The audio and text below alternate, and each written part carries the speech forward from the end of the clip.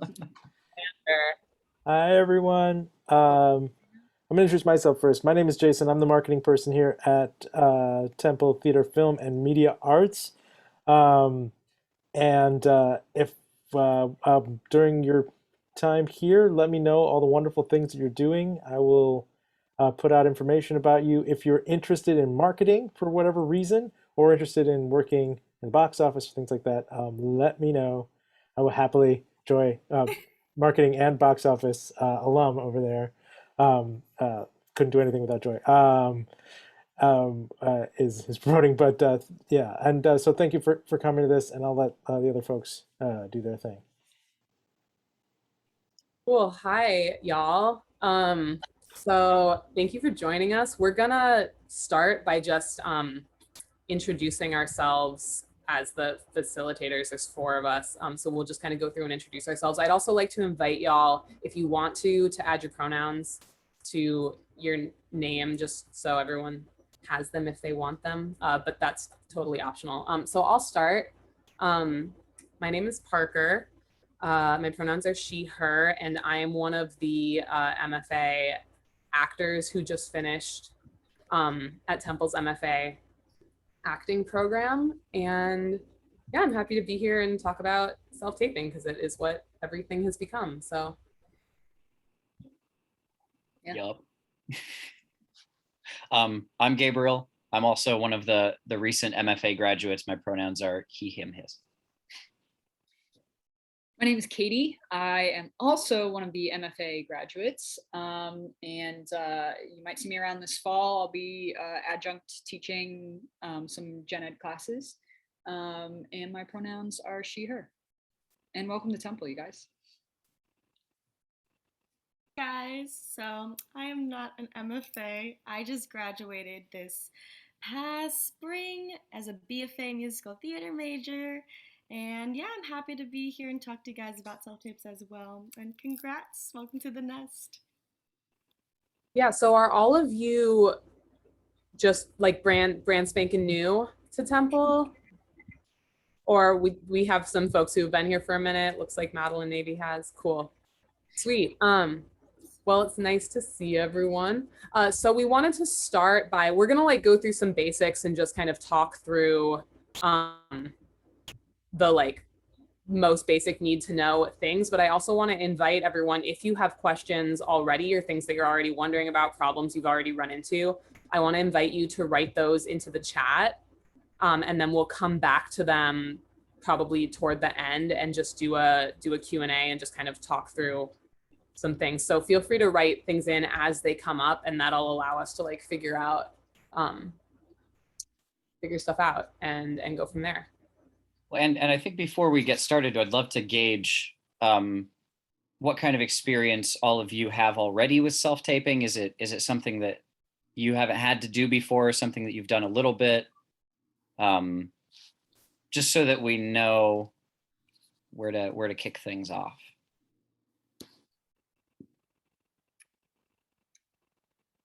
All right, we're gonna start from the very beginning then. It's gonna be great. So let's talk about slates for starters, yeah?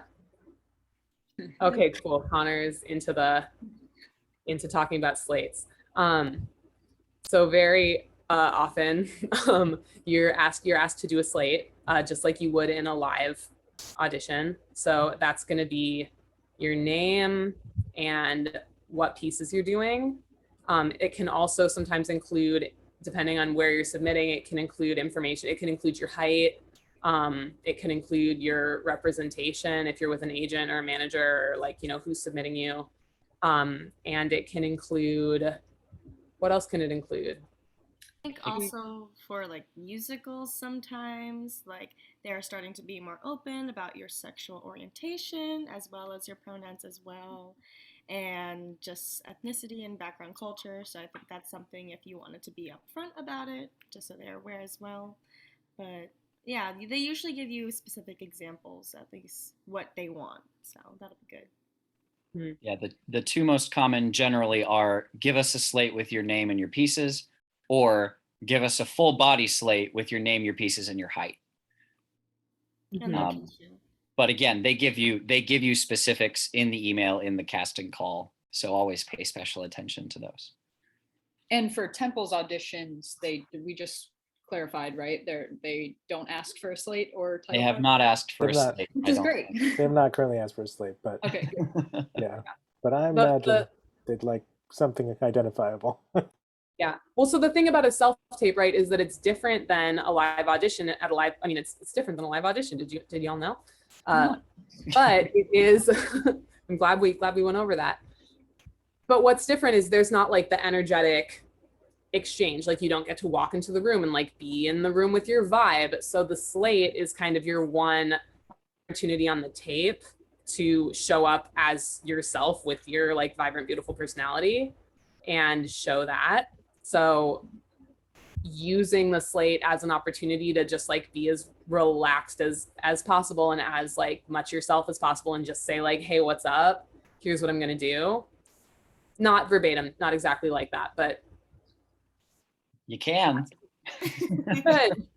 But yeah, so the slate is your like moment to kind of show yourself. And you know, they always say one of the most important parts of an audition, it's not even just how good your piece is, it's about, are you personable? Did they like being around you? Do you seem like you would be like a nice person to be in the room with, right?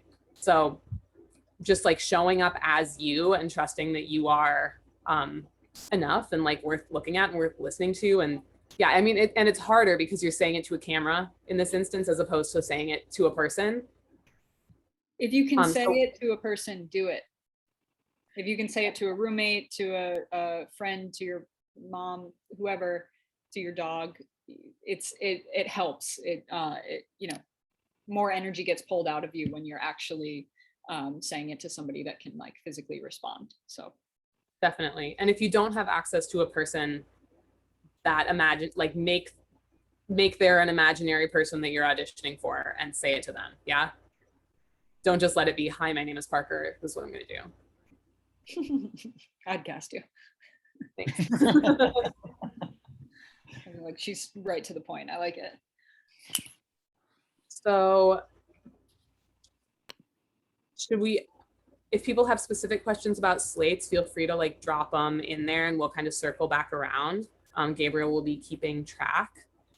But do we want to move on? Are there any other feelings of slates, or should we move on to backdrops? Slates can, oh, Dennis is asking, where do we do the slates? So do we want to take questions about each thing at the end of each section, or do we want to come back to everything? Well, they tie in together at the end, so that would make sense. Yeah, I think that's together at the end. Yeah, we can just have a few minutes where we take and answer all the questions. There is some places will ask you for slates, and if they don't ask you for slates, then you can feel free to not do a slate and do a title card instead. And we'll address that after we address framing, background, lighting.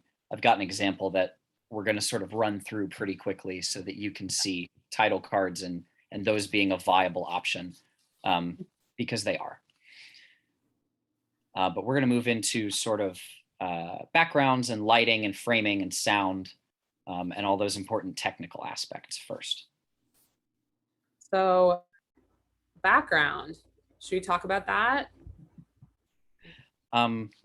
Would it be all right if I shared my screen and I pulled up sort of an example? Talk about it in the meantime, because this is going to take a second. Plain backgrounds. Yeah, plain backgrounds. Doesn't have to be fancy, just has to be non-distracting. This, like a random person in the ceiling, maybe don't do yourself. Yeah, random go-go dancers. Something. Oh no, I can't. The framing, it's so difficult. Okay. Something like this. Yeah. So this is just an example that I have, and so in regards to backgrounds, you want something neutral, something flat, something that's not distracting, right? Like Joy and Parker and Katie were saying, you know, just a general outlay of your bedroom is a bad idea, because auditors are easily distracted. And so people can have, grays, whites, beiges, pale blues, right? Anything that works and isn't super distracting. I think it is possible for you to just tack a bed sheet onto the wall and use that. But in terms of backgrounds, you just don't want anything, any creases, any molding, any corners. Windows are particularly tricky. I mean, just make sure you have a flat wall, essentially. And if it's white and there's nothing you can do about it, then there's nothing you can do about it.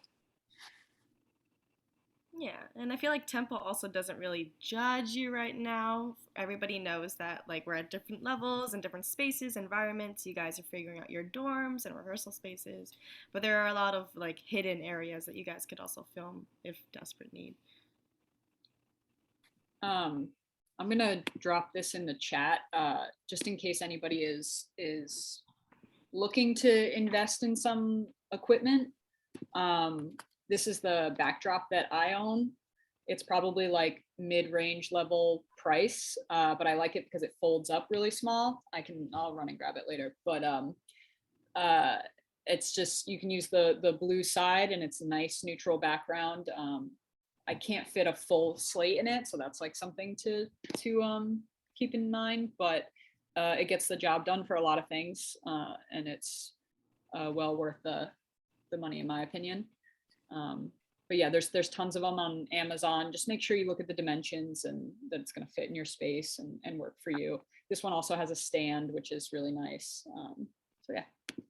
Yeah, it might be good maybe at the end we can kind of tack on general equipment recommendations stuff, because there's a lot of different options. Like I'm sure we could all kind of go into what our individual setups are. So we can definitely talk about that at the end.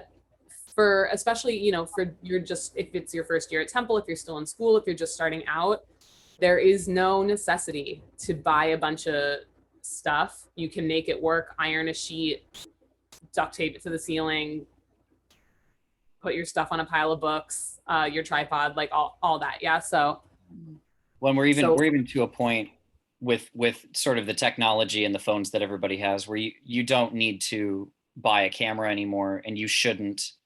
An iPhone or an Android is more than capable of recording your self-tape. So never feel the need to do that. It's easier to upload it and edit it and yeah. Yeah, so you want, I'd say it's ideal to shoot on your phone, always in landscape, horizontal, unless they specifically have asked you to do your slate full body, in which case you might need to just do the slate as like a horizontal slate, and then you would just edit that into your video at the front in that horizontal mode, and then switch right to landscape, right? They're always going to want to watch an audition in landscape.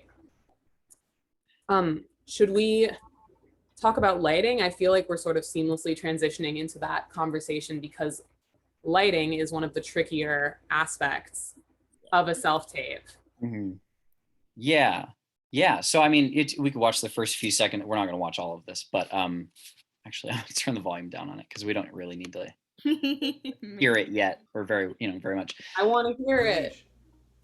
So I'm just going to talk over this a little bit. So the lighting is even across all the face. There's no shadows.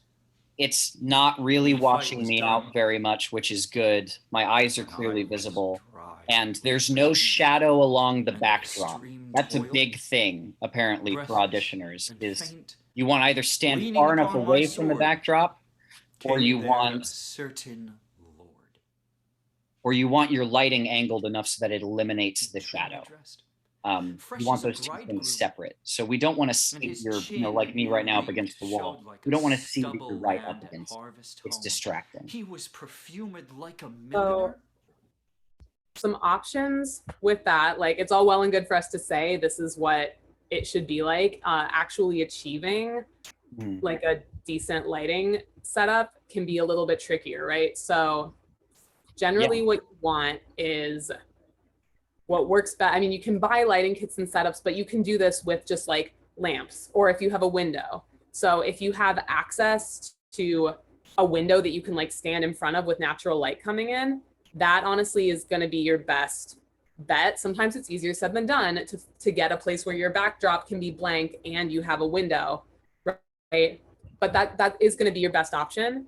The next best thing I think would be you want 2 lighting sources, and you want one on your right side and one on your left side, and you want them like slightly above so that they're not like blasting you right in the face at eye level, right? So if you can set up a lamp here, set up a lamp here, and then just kind of mess with it with the framing, like keep referencing the video and what it looks like, and just get as much of that shadow off the back as possible. It's not always going to be perfect, and people who are auditioning you understand you're not going to not get a part because there's like too distracting of shadows, but they do want to see your face, and good lighting is going to make you look your best, which we also want.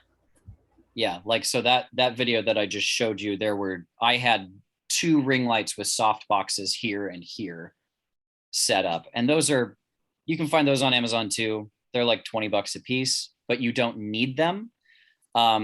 This is another example because that's really kind of the ideal setup, right? I had a backdrop and I had some nice lighting. I was in a quiet, contained space. But sometimes you're traveling, sometimes you don't have the space, right? And so I've got an example here of an audition that I filmed a little while ago where I had to film it sort of in my parents' basement, funny enough. And this is just natural lighting that's full front, and I'm just sitting far enough away from the wall so that I don't have a shadow. And so this, I mean, you can clearly see me in this as well. So this is more than acceptable. Yeah, definitely. Do we have any other general thoughts about lighting or questions coming up for anyone? If they are, please drop them in the chat for us to come back to.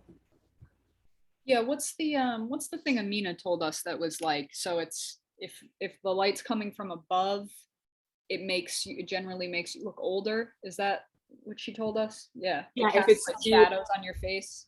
If it's like 2 right above your head, then yeah, it's gonna cast a shadow. It's gonna make your eyes look. It's gonna just like show all the angles what you want to say. Look well lit, but you should be aware.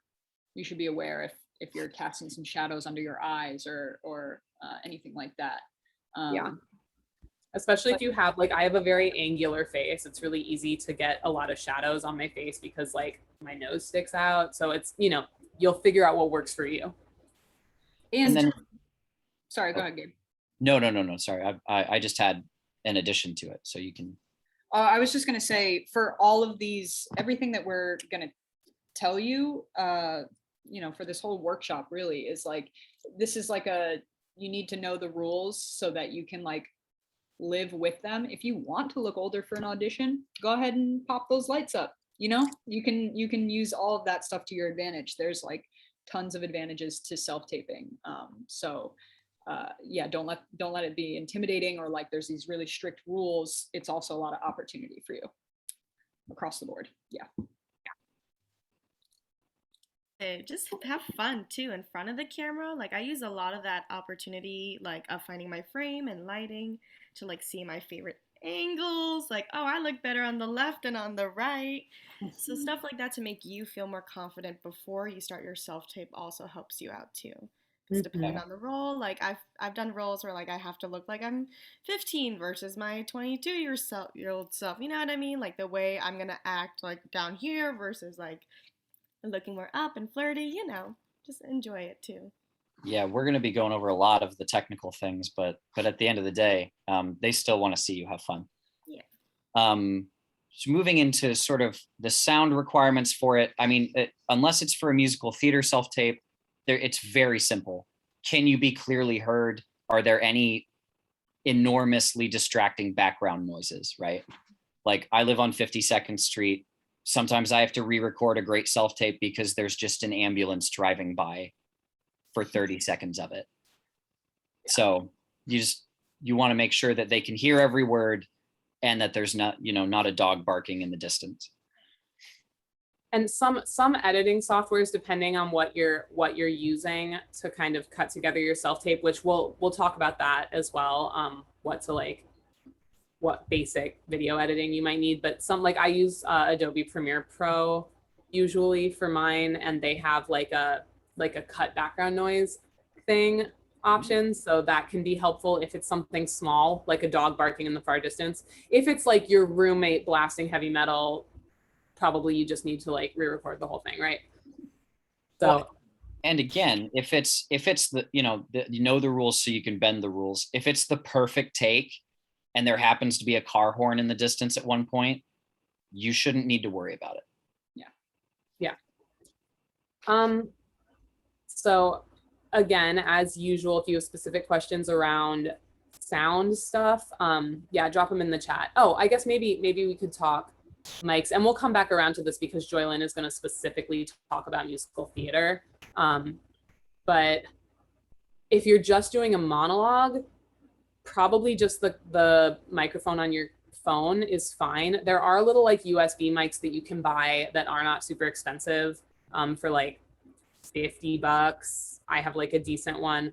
Mine, I find, picks up too much sound sometimes, so I often don't actually even use it.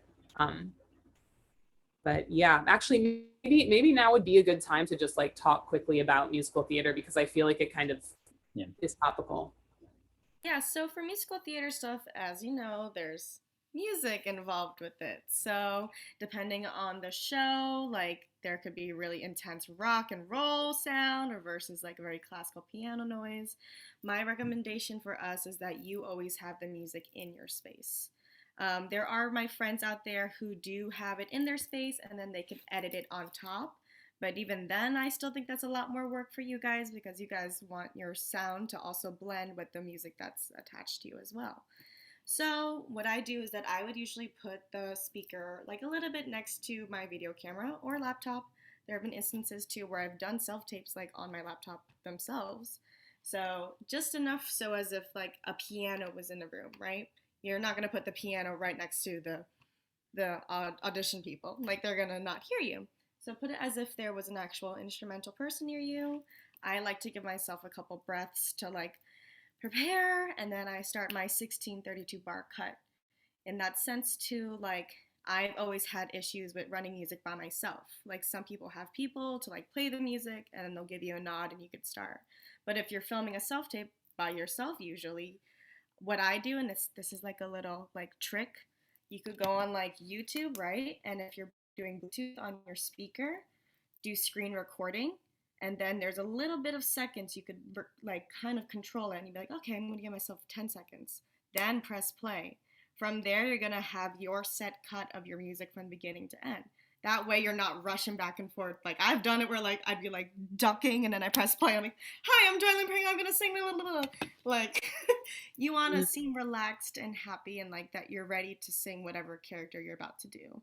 So I think sound is a little bit more tricky. People do use mics sometimes, but because of how powerful our voices are, it doesn't really need to be picked up by an instrument right here. If you have an attachable one to like your video camera, that's fine. But like your iPhone and like Samsung phones, Android, you know, whatever you got, they got pretty good microphones. So you could play with the levels in it too when you edit it as well. So for sound and all that stuff, it's not that tricky. Just it's a lot of trial and error. You got it. I have a similar hack as Joy Lynn. I also sometimes sing in my auditions.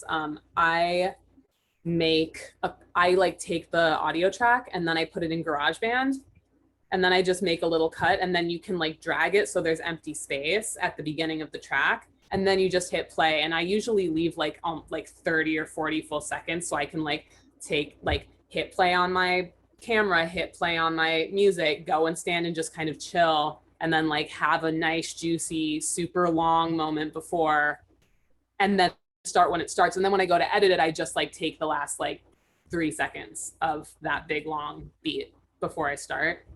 And that works pretty well too. Cool. Should we talk about framing a little bit? Ugh. So this one feels a little, I mean, with all of these things, it's like Katie said, like there are rules, there are standards, there are exceptions to every rule, and people have preferences, and the preferences can vary, right? So a good rule of thumb is to look at the specifics in, look at the instructions of each audition that you're submitting to. But for a monologue, you generally want somewhere from like waist up to like from the shoulders up. right, for theater. For film, it's pretty much always going to be this kind of framing. But then for theater, very often they want to see a little bit more. Maybe we want enough space that we can like see what your arms are doing if your arms are going to go out or do something big, right? And then it also, you know, can be variable depending on what your piece is. You have a really physical piece. How much are you moving around, right? And do you want to kind of cater your piece a little, like bring your piece in a little bit for that setting? Is this making sense? Yeah, take time when you do your self-tape, when you have your whole setup, take the time to stand in front and play around in your own frame. Rehearse your monologue. A lot of people just like want to go and like film it and get it done. And was that good? I don't know. Let's just send it off. Take the time to play around in the space. See, you know, like what do you think is the most vulnerable part of your monologue? Where do you look most vulnerable in the frame? Maybe it's not dead center. Maybe it's like off to the side. Maybe that's where you want to end up. You have all of this opportunity to kind of like show in a different way. Whereas if you were in the room for theater, you know, you're standing there, you're on stage and that's your space and everybody can see everything you're doing. When you're doing your self-tape, you can kind of like make yourself look smaller without actually being smaller, make yourself look bigger without actually being bigger. Play around with all of it. Don't be afraid to be inventive. I think if I were watching, you know, 100 self-tapes to try and find somebody to cast in something, I'm not saying be gimmicky. I'm not saying like do something that is untruthful. I'm saying find something that your character would honestly do that is a little bit surprising, and use the self-tape to your advantage. So like, don't be afraid to enter. Don't be afraid to enter in a silly way. Like you can do all this stuff, and if you don't like it, you get to do it again. Yeah, I think as long as the other technical aspects and the framing are set up to showcase you can enter any way you want. I'm going to share my screen again, and you're all going to hate it because it just goes back to angry Gabe. But one of the things I do want to point out about framing that there's a lot of room for movement, and all the movement has to be intentional. Shifting balance on your feet frequently will alter the framing. And it's your choice whether or not you want to do your piece standing up or sitting down, and then set up the framing of it. But one of the things to be mindful of is the place where your character is going to spend the most time should be the space where you don't really have a lot of dead space above your head. This is really weird, and but it makes sense, right? We want to frame ourselves so that we're the center of attention, weirdly enough. So like, you know, if you don't want more than, I think I had it described to me once as 2 fingers of dead space above your head for your monologue, because it's just distracting, right? If it's like this and it's cutting off my head, the auditioner is just going to wonder why I have my head cut off. And what I see more often is that you've got half of your frame is just looking up at the ceiling, right? The Zoom sort of setup that we have. It doesn't fly for self-tape. So it's just something to be aware of. Setting it up with sort of those basic rules are really good. And then you can break it with your movement, but you don't want to break it in terms of the camera not showcasing you. I think also in like songs as well, like you could play with that, because we're so used to like moving around the space and like having our big belt moment and moving forward, and we don't have that space to do that anymore. So it is a challenge in singing to keep that kind of like closed feeling in when you're trying to sing out so much. I personally like have seen a range of like people singing a little too close to the camera. I think that's my big pet peeve. I don't know, everyone's different, but my little pet peeve is like if you're a little too close, like that, you wouldn't sing like this to your auditioner. You know what I mean? So that's what I try to keep in check when I'm singing, because sometimes we close our eyes, and like one of my teachers when I was performing a lot on self tapes in Zoom setting was like, listen, like it's easier to get away with that like on stage because you're so far away. But like if you're gonna sing like this the whole time, what are you singing? What are you expressing anymore? So keeping it like an idea of like watching yourself and like, oh, like I notice myself look up and down a lot when I get nervous and stuff like that when I sing. So it's a lot of watching, but it'll be good to like get an idea of what you could do and not do. Yeah. Yeah. And off of that and off of this conversation about movement, yeah, I love what Katie said about using the space and playing with, not just playing with all the space to the sides of you, but playing with depth, playing with all of that, the fact that you can make yourself smaller, that you can make yourself bigger. Like now when we're this close, you can see my eyes, right? So, yeah, playing with that. But the flip side is just what Joy said, Joy Lynn, about how it's easier to get away with things when you're in a big room in a dance studio, in an audition room. It's a lot easier to get away with superfluous movement, unnecessary movement. So what you are going to notice when you watch your self-tapes back before you send them and re-record them, which you should, do not just record it and then send it off without watching it. You have the opportunity to watch it and say, I want to change this thing, or I noticed that I was like looking off camera a lot, or that I'm blinking a lot, or that I'm shifting my weight from foot to foot, right? Like this is really noticeable. Yeah. And it's distracting, right? So, which isn't to say that you can't be moving. It's not to say that you have to be stock still. It's just to say that the movement has to be intentional, that there has to be a reason for it that is motivated by the character and that's motivated by the monologue, right? So when you watch things back, you're gonna notice that was unnecessary. Oh, I did that because I was nervous, right? And I think the thing that helps the most with that, for me at least, is focus, is really like knowing, and this is across the board for all auditions in and out of the self-tape world, but knowing who you are speaking to and really giving it to them. So if you're a person with like a darting eye habit, or a person with like a thigh slapping, sighing with the arms movement, whatever your tells are, whatever your bad habits are, you're going to notice them when you're taping, and you can kind of start to zero in and say, okay, maybe not this. So yeah, really use this opportunity to watch yourself and address those things. And flip side of that is you don't want to, what can very easily happen, and what to me I think was the hardest thing about transitioning into so many self-tapes, was that in a live audition setting, you prepare, you do everything you need to do to make it as good as possible, but you only have one shot at it, and then you go in and do it, and then you can't control it anymore, and you're gone and you're done. And it took 5 minutes.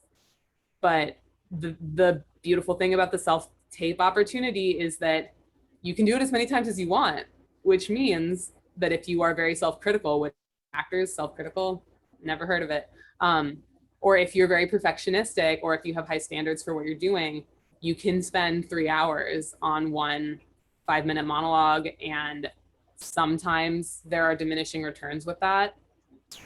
You don't want to drive yourself crazy. You don't want to spiral about it's not going to be completely perfect.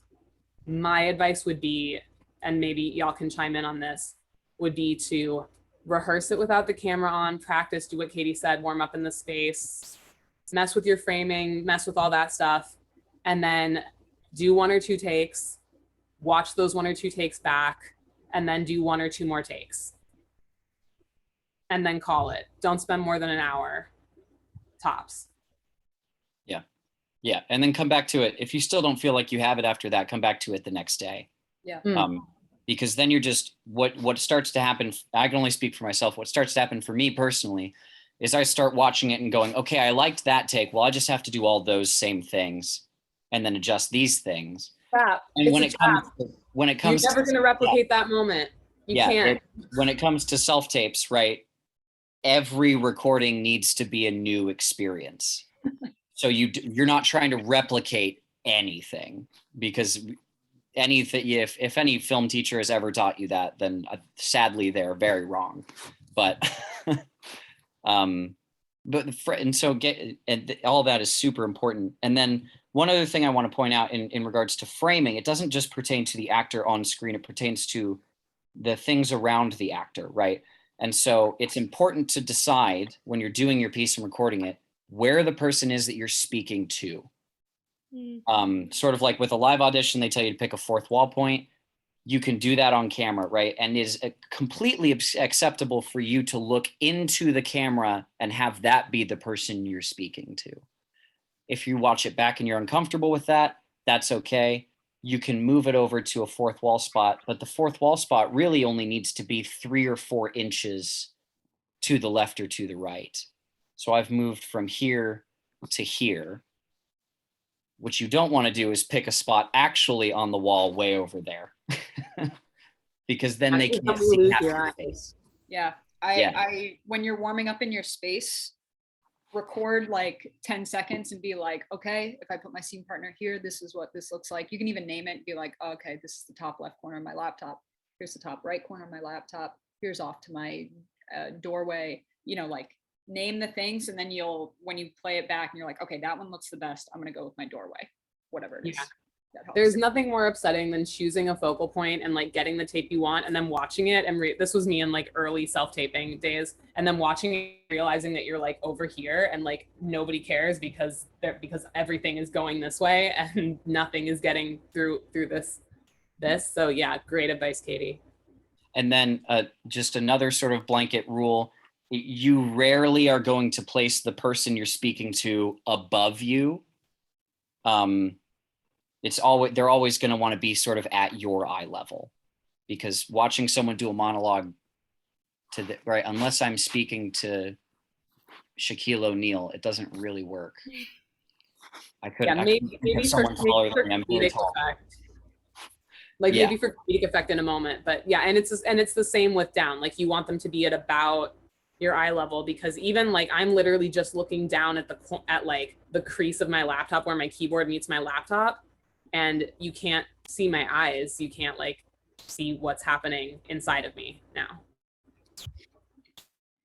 Yeah, Also, this isn't a, oh, sorry, Joy.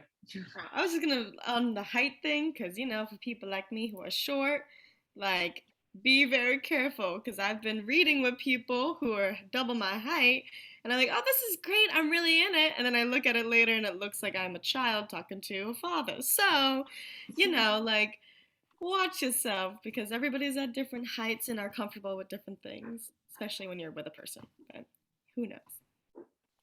Yeah, and I was just thinking like the reason that we put people at eye level is not because like in real life, yeah, there are different heights and stuff, but especially on camera.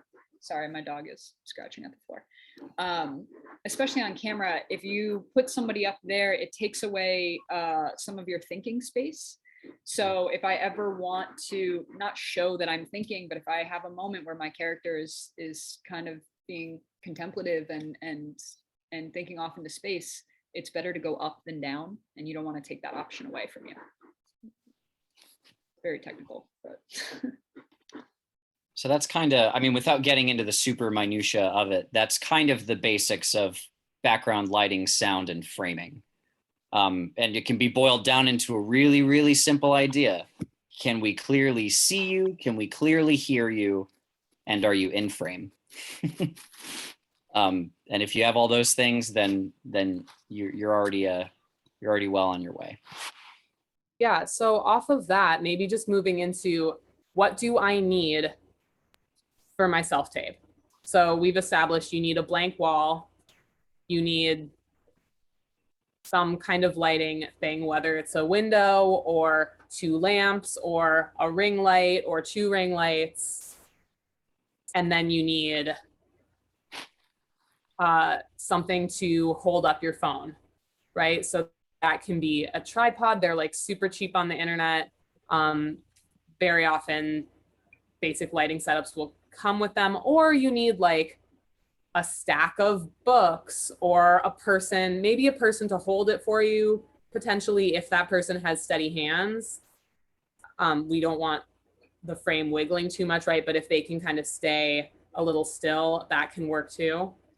I have done it on, propped on stacks of books. I've done like my tripod on top of a chair, on top of a thing, like whatever you kind of can finagle. I used a random ledge on my wall. I've used some stuffed bears. Like, you do what you gotta do to make this Right? Oh my gosh. Yeah. Yeah, a precarious self-tape setup. Mhm. And So if you're many. one of those people that's 6 foot tall or over, you might need a tripod that goes up to 7 feet, because a lot of tripods for some reason are only 5 feet tall, and that doesn't make any sense to me.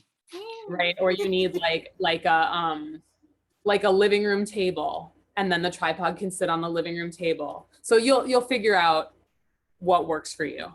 It gets easy. All of this gets easier once you once you figure out what works for you. I remember when we started, when COVID hit and we went fully online and we started doing all this self-tape stuff, I was so frustrated because every self-tape took me like 2 or 3 hours, and now I can bang one out in 30 minutes or less if I have to, because I know my space, I know my setup. It's better to get comfortable and familiar with that now while you're in school. Yeah, you'll become a pro at it. It just takes a little bit of time. Yeah, Yes. and It would figure out take 3 hours to do one, and now like what I normally, like the way my week is now structured usually is have like 2 self-taping days a week, 1 or 2, and I'll like make a list of everything that I need to tape, and I'll just spend like usually like 4 hours banging out, like, I mean, depending on how long the list is, right? But if I have to like sing something and then like do 2 monologues and then also do like slates for those, then it'll be like maybe 3 hours. Yeah, and set up and breakdown and like makeup. and you'll figure out as you go what you need, right? Your apartment may have great lighting, but it has awful acoustics, so you don't need lights, but you need a microphone. So yeah, just figuring out the basics of all those technical aspects. And then also, like the big question usually for theater versus film auditions is what to wear. And the advice, the basic advice that I've been given and that I like to give is wear something that isn't super distracting, but that makes you feel really good. Like, it's more important for a theater audition, it's more important to feel good in what you're wearing than it is to wear something super fancy. And wear something that doesn't blend in with your background. So if you have a blue background, probably don't wear a blue shirt, right? Or if you have super pale skin, maybe you don't want to be standing against a white wall. Maybe you want a darker colored wall, right? So just like taking all of that into account, wearing things that will contrast, probably not wearing super intense patterns, wearing a little, what'd you say? Like, I think sometimes, like, I've been in instances where, like, my friend wore the craziest shirt ever, but she was going in for SpongeBob. You know what I mean? Like, Right. It's stuff like that. Right, where, right. like, oh, that could work. I'm sea kelp. Right. And this is not to say like be simple, be basic, like be yourself, wear something that shows your personality or your vibe or the vibe of the, the thing that you're being called in for. I do think I hear that like stripes can make like a weird optical illusion. So I'm thinking about stuff like that, which is, maybe that's just specifically stripe. Well, and at the same time, I mean, so there is a weird sort of dichotomy between filming self-tapes for film and theater. Traditionally theater is more respectful of the space. You want to wear something a little more formal. You don't really have to do that with self-tapes since COVID.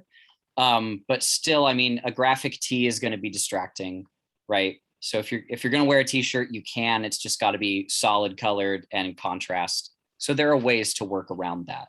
But generally, just make sure that you feel good with what you're wearing, because the camera's going to pick up any self-consciousness that you have. Yeah, scare them real good. Camera's going to see everything. Well, I mean, it'll get a lot easier as you do it. Yeah, and just my advice for y'all would be, if you are friends with other actors, if you have other Temple people, like, get together, have a little party, and undo your self-tapes. Like, get together, do them all in one night. You can gas each other up, you can hype each other up, you can use each other as targets, have someone stand right behind the camera and give the monologue to them, right? Slate to each other. and it'll make the experience more fun. It'll make you all feel more relaxed and easygoing. You can play music between takes, like all of that. Like, do not let the overwhelm of, oh my God, I have to do it and I have to set up the thing and I have to like look good. And like, if it's wrong, then I'm going to have to do it over again. Do not let that get you into your head, because, and it's so much easier said than done, right? It's easy to get into our heads, but the final product, it's always going to be better if you are feeling relaxed, if you're feeling easy.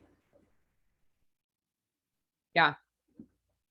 So should we move into questions? We're like at about, we have like about 13 minutes before we want to wrap up. So Yeah. Yeah, we had a few questions. The first one was, where do we do slates when we film them? And the answer to that is just, huh? Can I actually ask Dennis, can you clarify what you mean by where? Like where in the sequence of the video, or where geographically? Where geographically? Like In the same place that you recorded the monologue, in front of the backdrop with the lighting. If it happens to be a full body slate, you know, and you have to show the full body and the camera catches, you know, the edges of your backdrop or your floor, that doesn't really matter a whole lot. Yeah. So, but yeah, as much as possible, you want it to be that same kind of neutral backdrop, same kind of vibe. Yeah. So same place. And then the next one is from Connor. Connor asked, what is good video sound editing software for singing a song for a musical? Yeah, I mean, basic is better in my opinion. So GarageBand, Audacity. I've used a helpful thing for y'all who need like karaoke tracks and songs that don't really have sheet music and all that. I use Vocal Remover. You could just type that into Google. You like find a random musical theater song from the 30s and there's nothing whatsoever. Like I pop in like the original recording and then it just removes all the vocals. It might come out a little scratchy, so you might have to play with it a little bit, but like it's better that than nothing. Yeah, I have this really cool app on my phone called Splice, and me being silly, I bought it for way too much money, but there's usually free trials. So make sure you do your free trials and don't pay a big time subscription. But yeah, Also, those are like cool secret, because y'all go to Temple, you guys get Adobe Suite, like every Adobe program, for free through Temple. So that's Adobe Audition, which is an audio software that like voiceover artists use professionally. There's Adobe Premiere Pro, which is the film editing software. And then there's Adobe Premiere Rush, which is like a littler version. And you can have that one on your phone, and it's just a little more of a simple video editor. So you guys can get that through TU Portal and just download the whole Adobe Suite. That's what I use. I also have an app on my phone that like Amina recommended, that Amina uses, called Video Shop. And it's just like a very simple video editing program. So any of those, try things out and see how they work. But I find that Adobe stuff to be pretty useful. You can literally just like drag an audio track from another thing and superimpose it. So if you have a singing audition and you want to like very often I'll record my singing audition and I can hear my accompaniment very well enough to sing to it, but then when I actually listen back, it's very faint in the background. So if I want to like drop the audio track over it and then balance it so that the vocals feel balanced with the accompaniment, it can be helpful to do that. So yeah, just experiment and see. But those are all really great programs. Even iMovie, I think a lot of people use iMovie. I've always just used iMovie. Yeah, I don't iMovie know is how the to simplest do anything else. ever. It's so great. Yeah. Good. And then Matt asked, do you have any good examples of self-tapes that we can watch and learn from? Well, I would recommend, I mean, honestly, I would recommend YouTube and following your favorite actors on Instagram. Some of them have very good self-tapes. And I would also recommend sort of what Parker suggested earlier. If you can get a group of your friends who are also actors or people in your class and record self-tapes and then share them and watch them, that can be a really great space to learn from as well. We could if there's an interest in this, I would feel okay about making just like a quick little Google folder amongst the four of us, and we can each drop a couple in, either that we know of, that we've seen and like, or that are our own, that we feel good about, and just share that. Like Jason can just send it out to, you know, the list of people who registered, and then you guys will have that to look at and kind of reference. Would that feel good? Yeah. I mean, if people wanted that, sure. That would be really great. Okay, cool, Matt. No worries, I can pull that up. Yeah, we'll make sure to do that at the end of this meeting.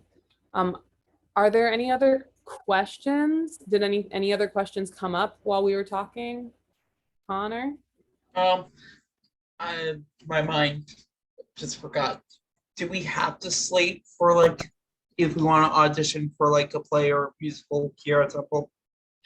Unless they specifically ask for it, no. Okay. Thank you. But also, I think I just would. I don't know. I mean, just because they haven't, especially like if you're new, they have never met you before. May as well, right? Say like, hi, I'm Connor. I'm a freshman. I'm going to be doing this piece and I'm going to be doing that piece. I know for musical people, just because they need everything that they can. I know the faculty do like to hear a slate just because they want a name to the song. Everybody sings the same songs, so, you know, good to have that ready. Plus, your professors may know you, but there are a lot of guest directors and people like that who are also watching these, so they're gonna want to make sure that they know who's who. Mm-hmm.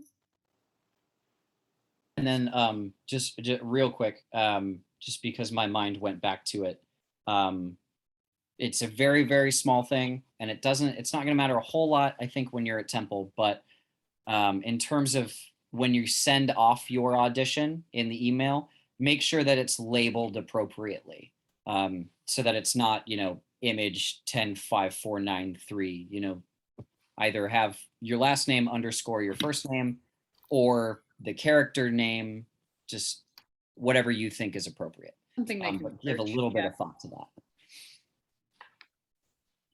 Yeah, and off of that, so for uploading and sending, y'all are gonna just probably want to make a little YouTube account or a Vimeo account, and that's going to be the easiest way to get people your auditions. Some auditioners sometimes will have like a place where you can upload an MP4 file or like a video file, but most of the time they're going to ask you for a link. So you can just make an unlisted link or a private link where only people with the link that you send them can view it, right? And just send that off. Yeah, there we go. Okay. And you keep it unlisted. And yeah, then you they're can all see unlisted. How many times then. it was opened. You can see. Yeah, you can see. Yeah, Vimeo emails me every time someone opens my link, like in real time. They email me, which is terrible. I don't like that. Yeah, they're like, someone opened your link. I'm like, oh my gosh. Okay, I guess they're watching the audition. I'm at work. Well, and the other thing is too, I think because you have a Temple account, you have a Gmail account, and Google owns YouTube. So you already technically have a YouTube account. You just have to set it up.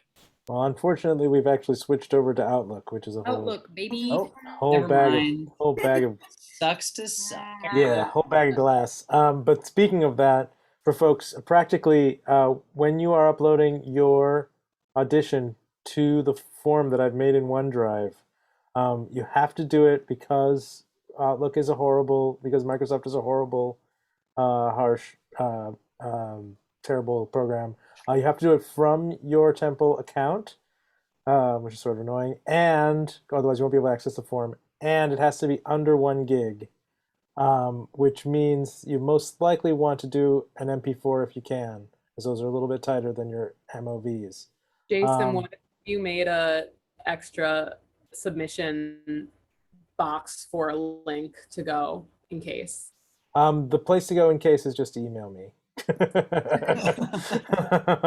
That's the story. Yeah, it's not so much a box as it is just let me know if it's too big. I'll figure it out. I'll get it to the right people. But but yeah, it's less convenient than the Gmail. Unfortunately, we're no longer doing that. But Darn. Cool. The- Well, we are about out of time. Are there any last thoughts or feelings or questions?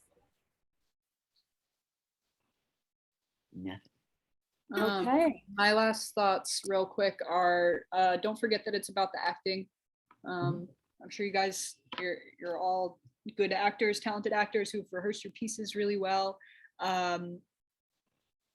Don't forget a moment before and maybe a little moment after. Just a couple seconds of you sitting in the space as the character is always really nice to watch.